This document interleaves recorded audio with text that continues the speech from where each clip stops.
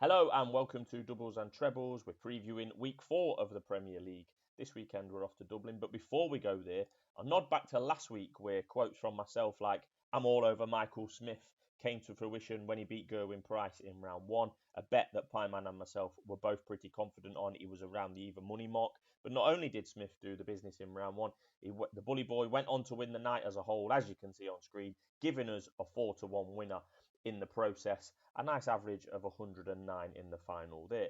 But back to the action in Dublin. Eight players start the evening. Four quarter-finals as usual.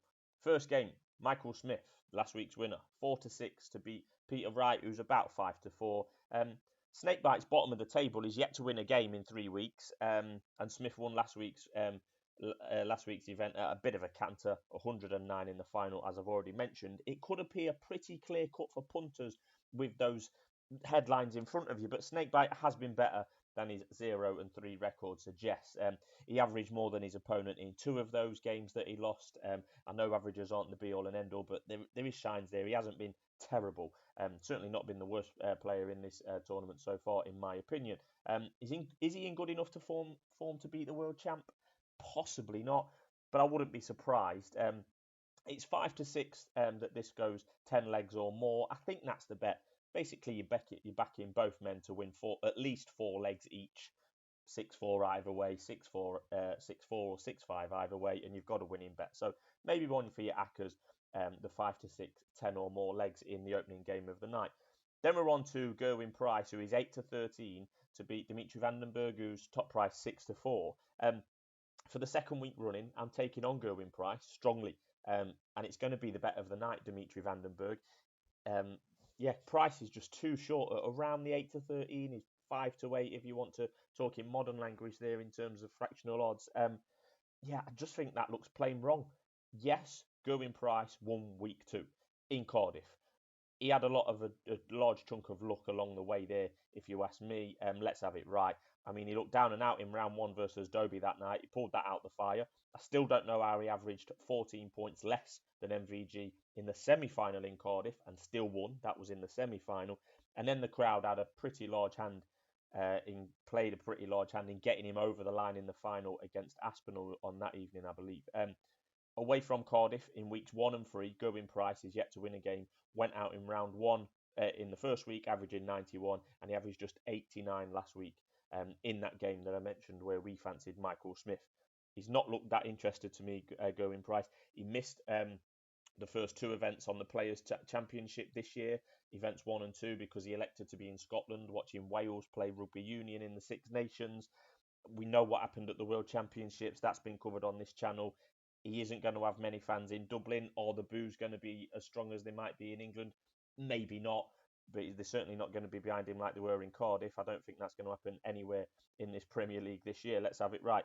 Van den Bergh 6-4 is the bet, plain and simple. I would even look at Van den Bergh winning 6-4 or better via the minus 1.5 handicap. You can get that at 12-5. That would interest me as well. Similar to last week, really. I'm all over Dimitri Van den Bergh to beat Gerwyn Price. That is the bet of the night. The third game, as you can see listed there, the third quarter final, Johnny Clayton 4-5, Nathan Aspinall around the 11-10 mark, 8-7 showing on screen there, but again, silly fractional odds there is 11-10 in old money. Both Pyman and I liked Aspinall last week to beat MVG. He got a mention, not a strong one, but we said if we had to pick, would have been with Aspinall. He was around 2-1 to beat MVG in round 1 last week. He did so. He delivered. And in fact, Nathan Aspinall is the only player to register at least 1 win on all 3 weeks of the Premier League so far. His 180 in has been fantastic. Whereas Johnny Clayton, in comparison, has only won 1 game so far. That was last week. The Ferry has sporadically threatened to return to top form in the last couple of months. We saw a little bit of it at the Worlds, but he just can't get on a consistent run, if you like. He shows flashes of brilliance as we expect from the Ferry. He's a former Premier League winner. It's just not consistent enough for the moment. And you could say that for the last maybe 12 months, we haven't seen enough consistency from Johnny Clayton. Pyman alluded to it last week as he's making that transition into a full-time darts player and full-time top 10, top 5 darts player. Maybe he's struggling a little bit. Aspinall has to be the bet here. He should be favourite in my opinion. Yeah, it could be a close game, but 11-10 is worth taking on Nathan Aspinall. That will be in my accumulators with the likes of the first game that I mentioned over 10 legs and with Dimitri Van den Bergh as well. On to the fourth quarter final. Chris Dobey 5-2 against Michael van Gerwen 1-3, the shortest price player in the first round, as you would expect. Since his fantastic winning start in week one, Chris Dobey has gone out round one the next 2 weeks since. So he won the first night, out round one, night two, out round one, night three. Week two he was poor. Last week he played well, managed to average over 100 quite comfortably actually, but still managed to get beat 6-1 by Clayton. God knows how that happened. Meanwhile, MVG had a weekend off the Pro Tour over the weekend, and he usually likes the Dublin stage, so you would expect Van Gerwen to win this game and obviously be favourite. It's a no-bet encounter for me, that one. From a night four perspective overall, I'd be looking at the likes of, there's the betting on the screen there. I just think Dimitri Van den Bergh's worth betting. I mean, he's 16-1. He's not my cup of tea generally. I say that regular. I'm not going into it in this video, but it's all about price and price in terms of his odds and Gerwin Price, because I think he can beat Gerwin Price in round one. I would be half confident of that happening. Then you're into the territory of anything can happen. He could play his second round opponent is going to be Michael Smith or Peter Wright. We saw last week that even though he might well play Smith, the world champion, last week's Premier League night winner, we saw what lengths Smith had to go to last week to beat Dimitri Van den Bergh in the final in Glasgow. He had to average 109. It's about the third time I've mentioned it on this video, but it was very, very impressive. Dimitri wasn't quite at the 100 average last week, but it was a 6-4.